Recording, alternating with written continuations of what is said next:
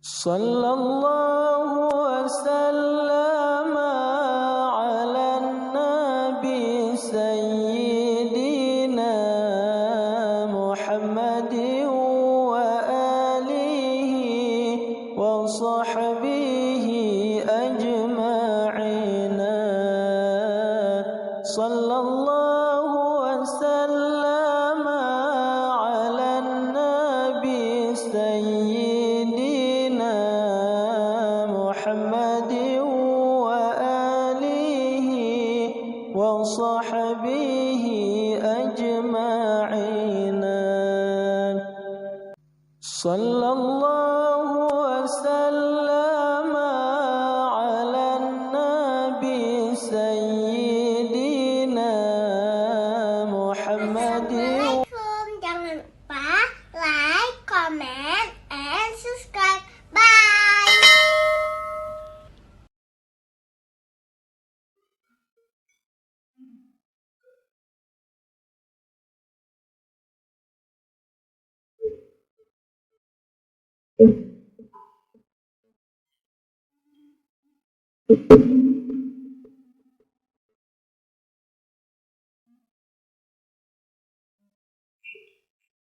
Assalamualaikum warahmatullahi wabarakatuh.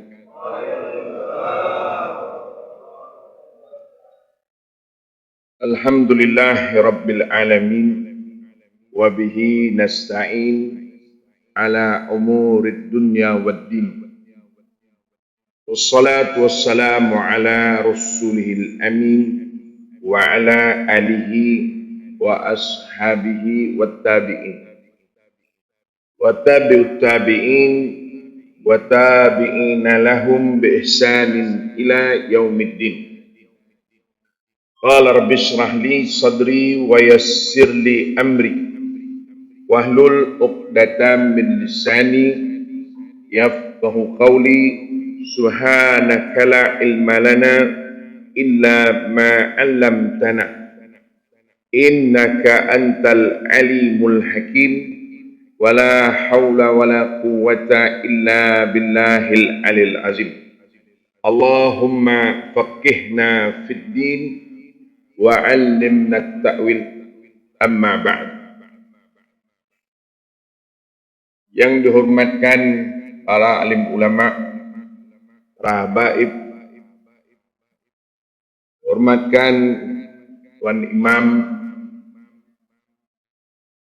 seluruh pimpinan masyarakat, para jemaah, khususnya jemaah Arafah di bawah bimbingan sahibul fadilah Ustaz Zul,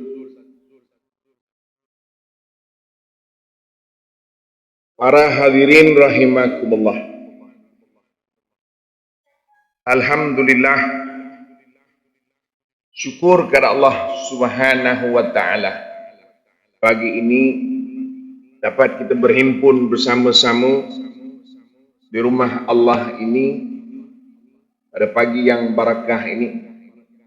Sebetulnya kami dalam program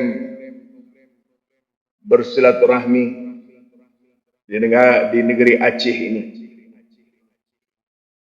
dan berbetulan daripada itu jemput untuk bersama-sama dalam program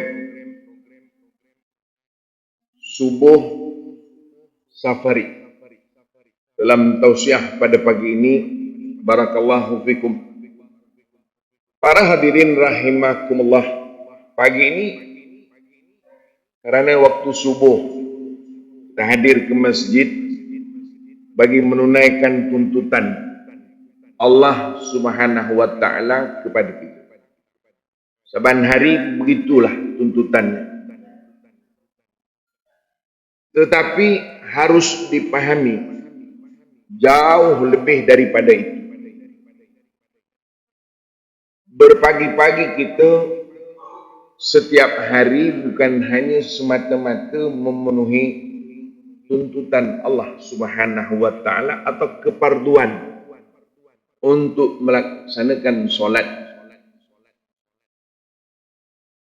Tetapi kita mengharapkan supaya berpagi-pagi kita pada setiap hari itu dikurniakan Allah Ta'ala dengan keberkatan. Sesuai dengan apa yang didoakan oleh Rasulullah sallallahu alaihi wasallam. Dalam sebuah hadis dinyatakan, Allahumma barik li ummati fi bukuriha. Ya Allah, Engkau berkatkanlah umat pada awal pagi mereka. Siapa lagi yang mungkin akan memperolehi keberkatan kalau bukan seperti para hadirin rahimakumullah yang hadir di masjid untuk melaksanakan solat subuh khususnya secara berjemaah. Jadi mudah-mudahan kedatangan kita ke masjid, memenuhkan masjid, mengimarahkan masjid-masjid. Saya dipahamkan subuh safari ini beralih dari masjid ke masjid. Masya Allah. Ini satu idea, buah pikiran yang bagus. Barangkali mungkin kita akan ekspor ke Malaysia.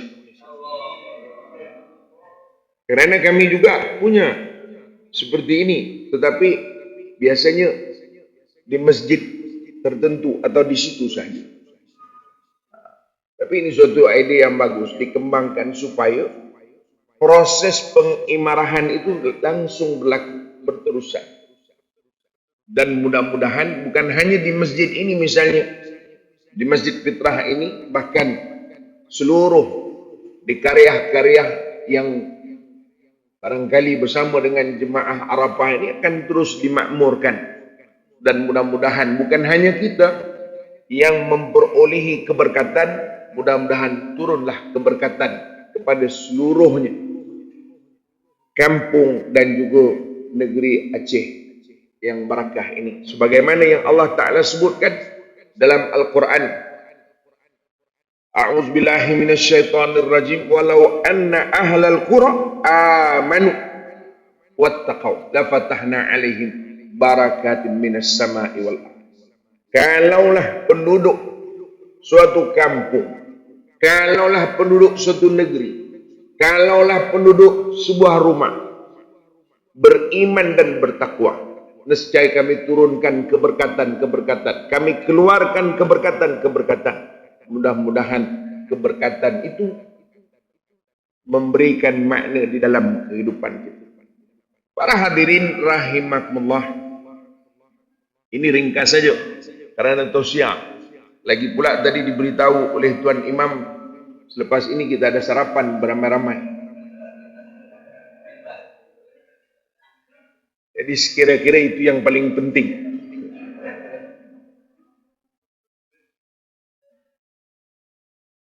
Para hadirin rahimakumullah,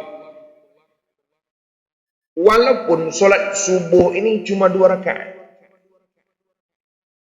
dibandingkan dengan solat-solat yang lain, zuhur 4 rakaat, asar 4 rakaat, maghrib 3, isya 4 rakaat, sekira-kira yang paling mudah subuh.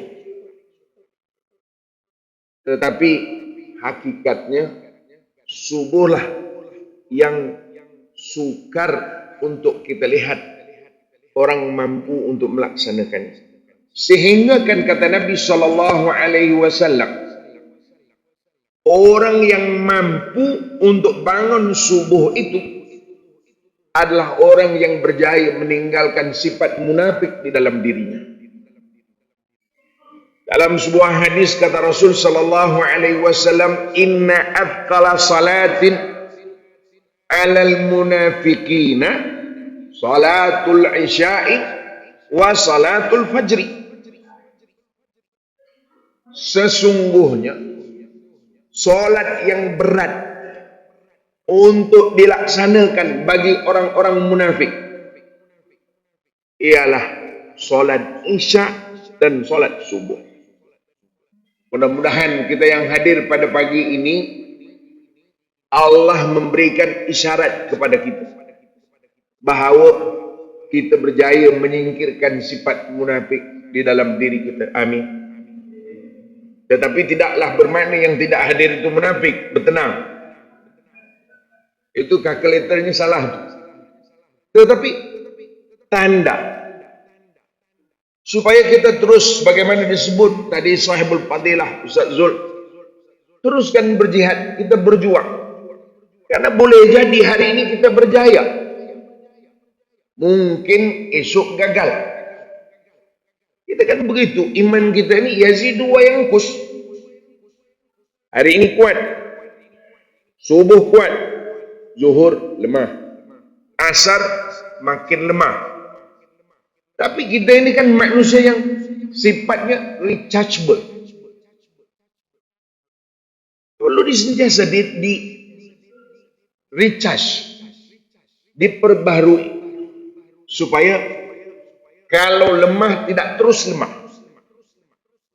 kembali semula, mendekat semula kepada Allah Subhanahu wa Ta'ala. Begitulah seterusnya di dalam kehidupan kita.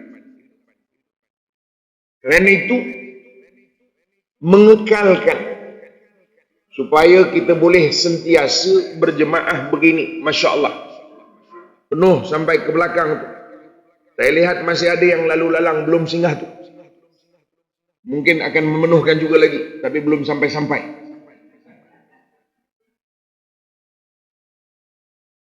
Tetapi sekurang-kurangnya kita mengusahakan supaya ini menjadi sebahagian rutin di dalam kehidupan, walaupun mungkin bukan lagi namanya subuh safari, subuh aja, tetapi itulah rutin kita sebagai seorang muslim. Para hadirin rahimakumullah, Nabi SAW memberikan suatu gambaran tentang bagaimana umat baginda Rasul SAW. Ada dua sifat yang sebenarnya kalau kita tidak perhatikan, kita akan terjerumus dalam kelompok ini. Pertama, sifat yang melupakan saat kita sehat. Yang kedua, sifat yang melupakan saat lapang. Ini sebagaimana disebutkan di dalam hadis Rasulullah sallallahu alaihi wasallam, nikmatani maghbunun fihima katsirun minan nas. Dua nikmat yang seringkali, artinya apa? Artinya hal yang sentiasa berlaku kepada kehidupan manusia ialah melupakan dua hal ini, iaitulah nikmat sehat dan nikmat masa lapang. Ada orang yang punya kesehatan yang baik tetapi tidak punya masa lapang, tidak berkesempatan dia untuk hadir. Barangkali subuh sudah berada di tepi laut. Ada orang sehat tetapi tidak punya masa lapang. Barangkali malam tadi saat jam 4 pagi baru pulang ke rumah dia untuk mencari rezeki. Ada orang punya masa lapang tetapi tidak punya sehat. Duduk saja di rumah, lapang masanya, tetapi untuk melangkah keluar tak mampu kerana jantungnya sudah tidak kuat. 2 langkah perlukan oksigen 1 botol. Ada orang punya masa lapang, tidak melakukan apa-apa pekerjaan, tetapi untuk memperbanyak ibadah sukar. Kenapa? Sudah tidak mampu untuk bangun. Tapi ketika mana kita memiliki kedua-dua sifat ini, punya kesehatan yang baik, punya masa lapang, tapi kita sukar untuk menyempurnakan, melakukan sebanyak-banyaknya kebaikan, maka orang inilah yang dimasukkan oleh Rasul sallallahu alaihi wasallam dalam dua kelompok yang sentiasa melupakan kedua-dua nikmat ini. Karena itu kita selalu perlu melihat bahawa kesihatan ini suatu anugerah yang Allah bagi. Artinya sesuatu pemberian. Itu bukan suatu hal yang kita perolehi. Kan berbeza. Yang diberi dengan diperolehi itu lain. Boleh jadi kalau hal-hal yang diperolehi, kalau kita tidak punya, tuan-tuan barangkali boleh beli untuk di sini panggilnya apa? Toko. Mungkin di toko, di kedai,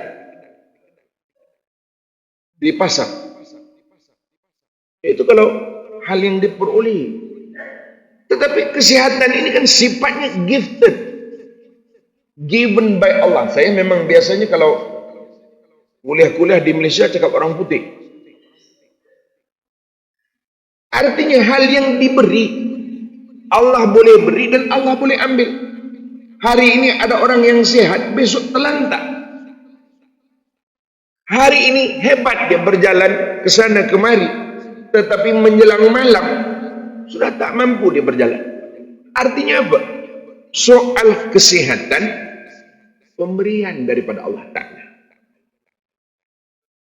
Sama juga hal kelapangan, waktu lapang. Saudara-saudara kita seperti yang didoakan oleh Sahibul Fadilah Tuan Imam tadi di Palestin, barangkali mereka punya kesehatan yang baik, tapi mereka tidak punya masa lapang. Seawal pagi saja memikirkan tentang apa yang berlaku pada hari ini pula. Menjelang mau menutup mata memikirkan apa pula yang akan berlaku menjelang esok. Begitulah. Dan barangkali para hadirin rahimakumullah yang berada di negeri Aceh yang bertuah ini suatu ketika dahulu juga begitu. Memikirkan tentang bagaimana kehidupan kita pada masa yang akan datang. Kerana itu apabila kita disibukkan, hilang masa lapang. Jangankan soal disibukkan dengan kehidupan, disibukkan dengan pemikiran aja sudah kita hilang masa lapang.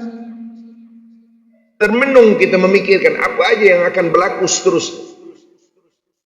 Itu saja sudah menyebabkan kita tak mampu untuk melakukan lebih banyak kebaikan. Kerana itu Allah Ta'ala memberikan suatu isyarat kepada kita. Kalau kita tidak menghargai nikmat-nikmat ini, maka jangan khawatir. Allah menyebutkan bahawa kitalah yang akan menghilangkan nikmat itu. Innallaha la yughayyiru ma biqaumin hatta yughayyiru ma bi anfusihim. Allah tidak mengubah nikmat itu. Apa yang ada pada sesuatu kaum. Terima kasih.